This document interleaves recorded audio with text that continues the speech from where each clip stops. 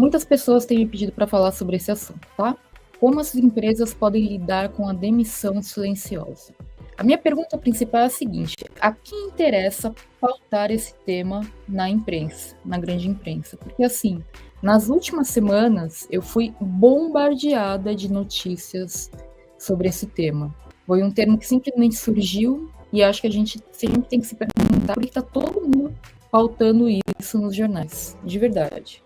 A quem interessa falar sobre esse tema, tem que trazer um termo em inglês, né? Essa coisa toda. É como se fosse demissão silenciosa. Vamos ver o que é isso, tá? O tema virou debate nas redes sociais e questiona o comportamento de vestir a camisa sem o devido reconhecimento, em prol da qualidade de vida e preservação da saúde mental. Nos últimos dias, o brasileiro passou a lidar com mais um termo em inglês decorrente das atualizações no mercado de trabalho, quiet quitting. A tradução literal é demissão silenciosa, mas na prática visa refletir sobre a postura de profissionais que refutam vestir a camisa sem o devido reconhecimento em prol da qualidade de vida e preservação da saúde mental. A ideia é fazer apenas o que foi acordado no momento da contratação. Para mim não tem nada de errado nisso, para você sim? Eu acho que não. Ah, Thaís, mas eu sou uma pessoa que gosta de trabalhar mais do que me pedem, sou uma pessoa proativa, eu gosto de propor coisas novas, com isso eu cresci no trabalho, promovida, etc. Ninguém está falando para você não fazer isso. A grande questão é a culpabilização de quem não faz isso, mas faz um bom trabalho por aquilo que foi contratado para fazer. E tenta não se envolver tanto para preservar a saúde mental, a saúde, tá?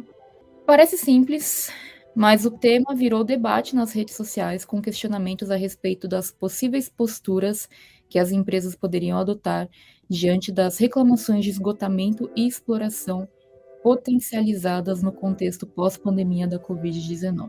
Surgido nos Estados Unidos, bom demais, não é mesmo? Query é uma atualização de Query in Place, ou seja, desistir sem sair do lugar. O movimento ganhou força no TikTok, onde a hashtag acumula mais de 75,9 milhões de visualizações. Trata-se basicamente da tentativa de redefinir as relações de trabalho, derrubando a cultura de alta performance.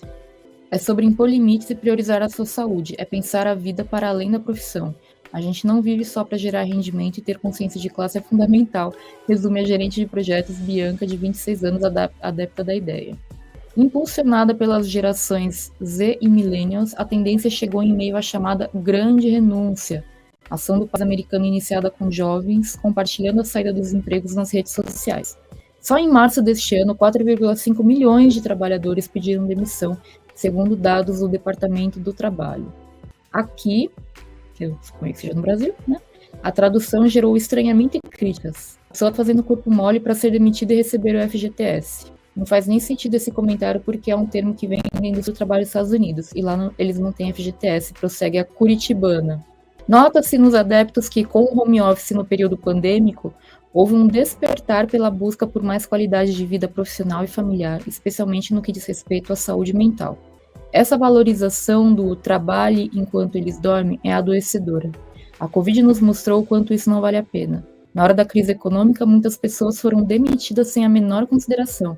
É um sistema que te pede para dar 110%, porém, se você faz isso, não sobra nada para você, sua família e seus amigos, reflete a Bianca. Bianca tá pistolaça. Acho que todo gerente de projeto já ficou pistola assim. Ela tá certa. O Alberto, o criador da página Startup da Real, também concorda que a pressão das empresas para que os funcionários gerem resultados muitas vezes não é proporcional ao reconhecimento. Claro que em certos momentos todo mundo vai precisar ficar até tarde, resolver alguma pendência, é completamente tranquilo e compreensível. O que não dá é para você fazer 3 horas extras todos os dias. E assim, não é nem essa quantidade de horas apenas, né?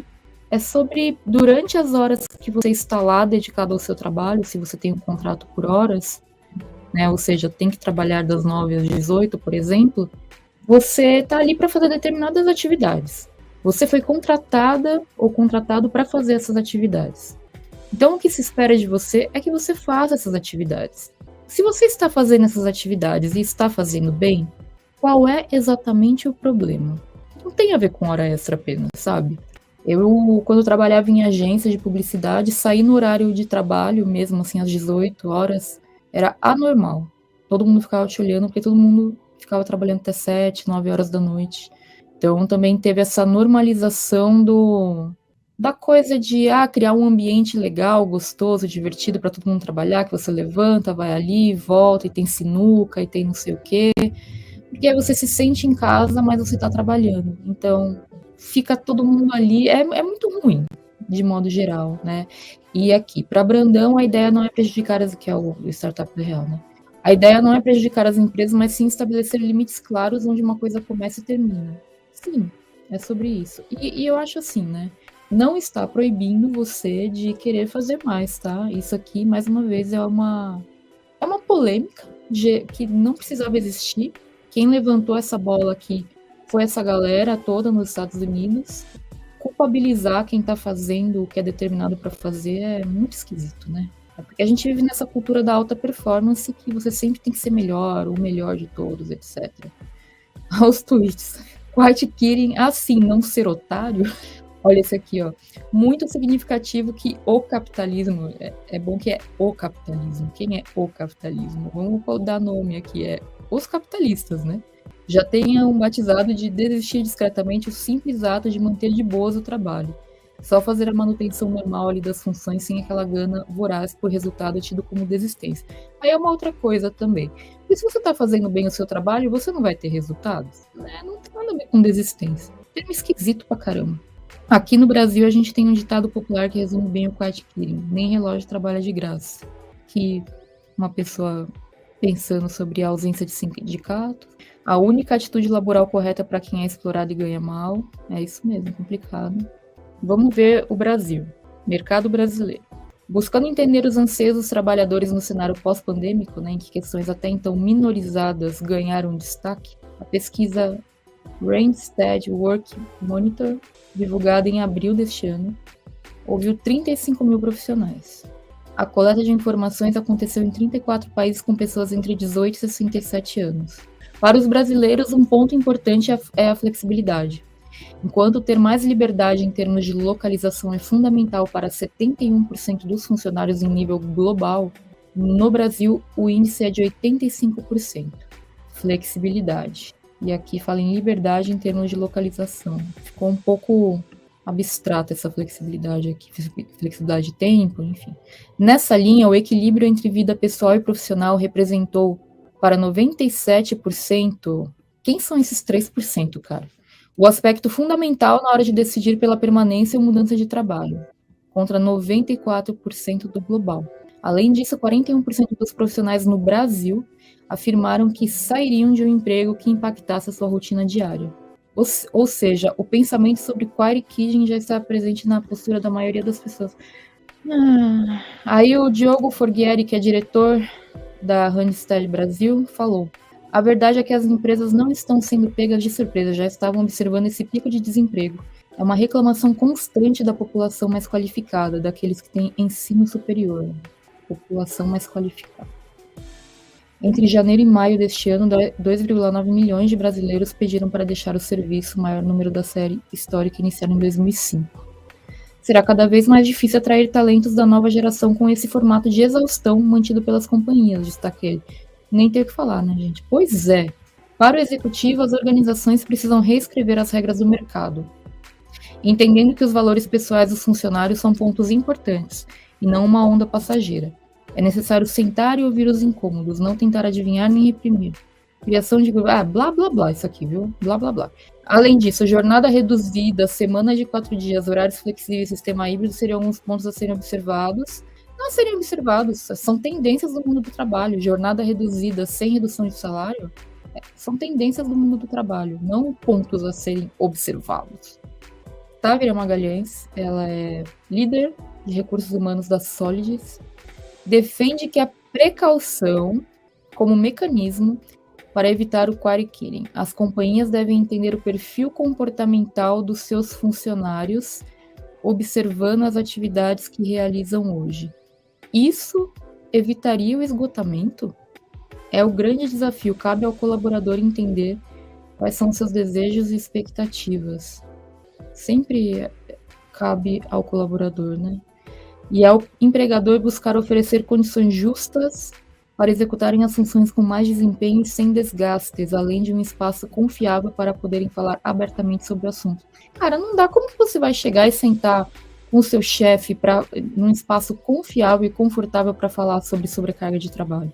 Não tem o menor sentido isso. Não existe. Assim, o que sempre me chama a atenção pra caramba nesse tipo de reportagem é como sempre a gente vai vendo e vai se gerando uma culpabilização maior do trabalhador, da pessoa, do indivíduo, né?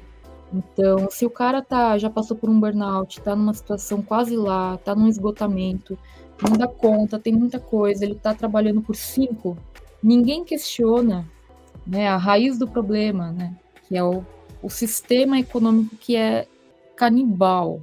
E você tem que sempre buscar o seu melhor, porque senão, se você não for o melhor, se você não vestir a camisa da empresa, se você não entregar mais do que o acordado, é como se você não estivesse ligando, é como se você fosse apático, entendeu? E esse termo sendo divulgado nas últimas semanas, eu tô com uma pulga muito atrás da orelha com esse negócio, sabe?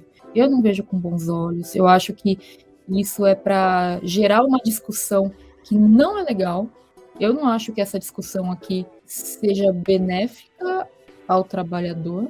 Eu acho que ela só vai levantar poeira em um assunto que não deveria nem ser discutido. A pessoa ela é contratada para fazer aquilo, foi colocado a ela. Se a empresa precisa que a pessoa mostre mais, que a pessoa faça mais coisas que a sua função, ela tem que ser honesta no momento da contratação. Mas assim, eu não gosto. Eu tô com uma pulga atrás da orelha. Eu acho que o fato de estarem povoando a mídia, a imprensa maior, com esse termo, não me cheira bem. Deixa eu ver aqui os comentários de vocês. Oi, gente, bom dia. Oi, Lu, tudo bem? É exatamente isso. Tudo gira em torno de um positivismo tóxico. Tipo, uhul, vamos lá, equipe! Todos alinhados com os objetivos, uhul! Exatamente, Paula. Isso aqui também é outro ranço, né? Eu tenho visto, essa semana eu fui procurar uma calça pro Pô, acho que eu fui na Renner, não lembro em que loja que eu fui. E aí na loja tinha uma plaquinha, tipo assim, se tiver alguma dúvida, fale com um de nossos consultores na loja, uma coisa assim. Então, mudaram até o nome agora dos vendedores, são consultores. Exatamente, Flávia. Quem vê pensa que o trabalhador tem preguiça de trabalhar. É esse o problema, né? Esse tipo de reportagem flertando com essa ideia. A Luciana falou, na empresa que eu trabalhava, eu atingia 100% das metas, mas na hora da avaliação semestral, eu não recebia a nota máxima, pois não fiz mais que o solicitado. Ponto, é sobre isso. Pois é. Eu já tive esse feedback também, no sentido de todos os projetos da minha área foram concluídos, entregues, trouxeram bônus para a empresa. Só que eu já tive na avaliação direta com a gestora, ela falando assim, mas você quando tem um jantar durante um evento, você às vezes não quer ir, muitas vezes você parece que essa ideia mesmo de fazer hora extra, sabe? Da coisa de, às vezes, eu nunca vi você passar do seu horário, dar o seu horário, você vai embora. Então, umas coisas meio, sei lá. Enfim, eu tenho outra notícia aqui, vou dar uma olhadinha para ver se a gente encontra comentários diferentes. Será que mudando de jornal, os comentários são diferentes? O que vocês acham? Tô lendo aqui com vocês. Folha de São Paulo, aquela era do Estadão, tá? Entendo que é o quiet-quitting, fenômeno que chama a atenção no mundo do trabalho. Adeptos de limites saudáveis entre vida pessoal e trabalho criticam o termo. AVA. Em português, significa demissão, já sabemos. O termo vem sendo usado para caracterizar profissionais que defendem estabelecer limites bem definidos entre trabalho e vida pessoal, correspondendo às obrigações para continuar empregado, mas não fazendo mais ou menos do que o combinado. Relatos nas redes sociais indicam que, apesar do que o nome sugere, né, e é isso, é sobre a sugestão desse nome, os adeptos não desejam ser demitidos, mas apenas cumprir com o acordado. Sair no horário, não trabalhar no final de semana e não adotar funções extras, por exemplo, são atitudes defendidas pelos trabalhadores. A assessoria de imprensa fez um bom trabalho, porque tá praticamente igual a matéria nos dois jornais. Vamos ver a parte opinativa, se é que tem alguma aqui. Ela traz uma referência ao burnout.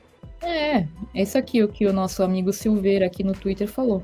Tem um termo que tem pipocado na timeline, né? Tem um tempo que tem pipocado artigos sobre esse assunto. No final, não é nada de quiet nem de killing. É só trabalhar as horas que foram combinadas e ter uma vida que não se resume ao trabalho ou finalização de trabalho. É exatamente isso. Ó os papos. Olha isso aqui. Fala sério, que imagem ridícula. Há críticas ao uso do termo, que dá a ideia de fazer apenas o que foi combinado. Seria como, exatamente, é como se você tivesse, eu tô fazendo isso porque eu quero ser demitido, o que é horroroso, né? O que que isso já tá levando? Não tá levando a uma conclusão perigosa? Então quer dizer que quem faz só o combinado está querendo ser demitido. Logo, se você não quiser ser demitido, faça mais do que o combinado. Não é essa a mensagem, a moral da história por trás desse papo todo? Aqui, ó, a bacharela, Bia. É claro que tem empresário já abertamente falando mal do Quiet Kitchen, colocando como algo que não é uma boa ideia. Mas aqui vai uma boa ideia. Que tal compensar os trabalhadores por todo o trabalho que fazem e dividir o trabalho adequadamente em um número justo de pessoas e horas? Pois é. E aí, o que vocês acham sobre isso? Aqui é o grande ponto, Flávia. Onde eu trabalho falam, atinja o esperado. Aí eu pergunto, qual o esperado? E nem eles sabem, ou seja, faço que nem nós da gestão sabemos o que precisamos ou queremos.